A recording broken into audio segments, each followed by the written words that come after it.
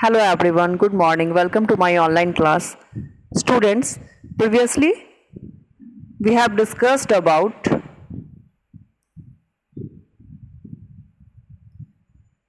equality and the rule of law, accommodation of differences,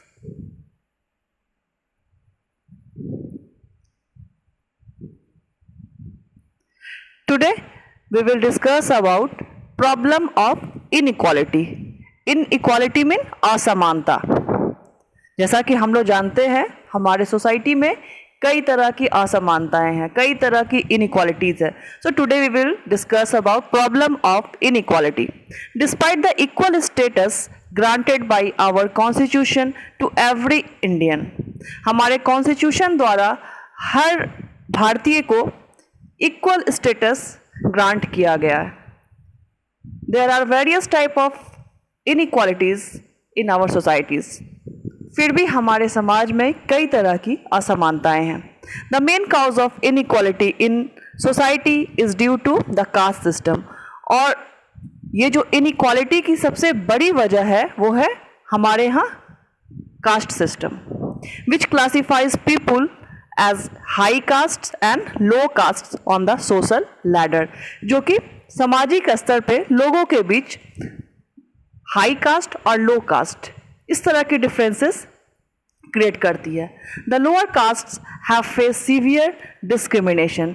जो lower caste के लोग होते हैं उनको बहुत ही ज़्यादा डिस्क्रिमिनेशन यानी कि भेदभाव का सामना करना पड़ता है.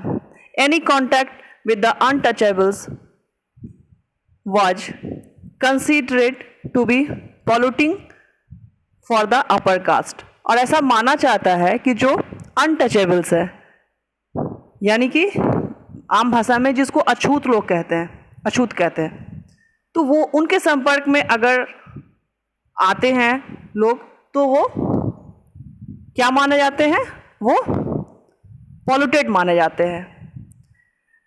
Today they all call themselves दलित. और अब वो लोग अपने आप को क्या बोलते हैं, दलित, विच मीन्स ब्रोकन, जिसका मतलब होता है टूटा हुआ.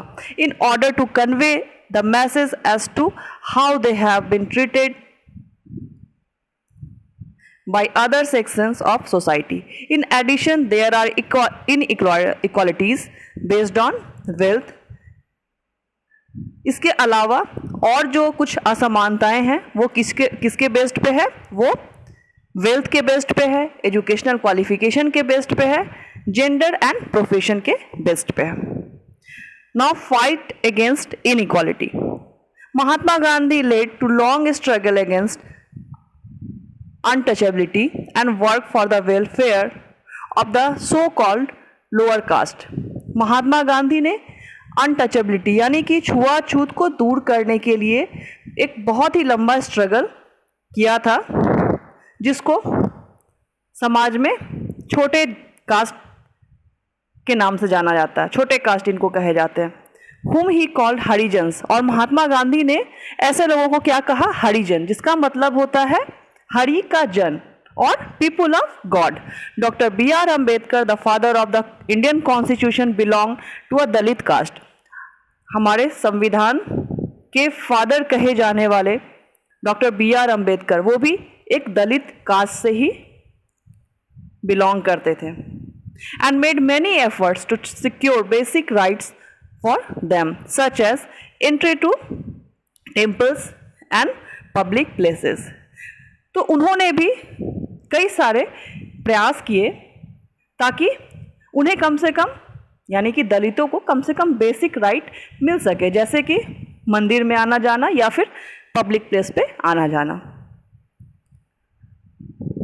Next is constitutional provision. One of the objectives of Indian constitution is to bring about equality. Indian constitution की जो सबसे बड़ी और सबसे जो खास बात है वो है लोगों के बीच समानता यानी कि इक्वालिटी को बढ़ावा देना. It has many provisions in order to achieve equality.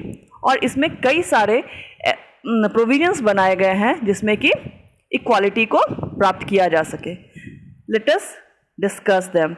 So we will discuss all that provisions in next class. I hope you are all understood very well today's class. And now this is over of today's class. Till then, bye bye.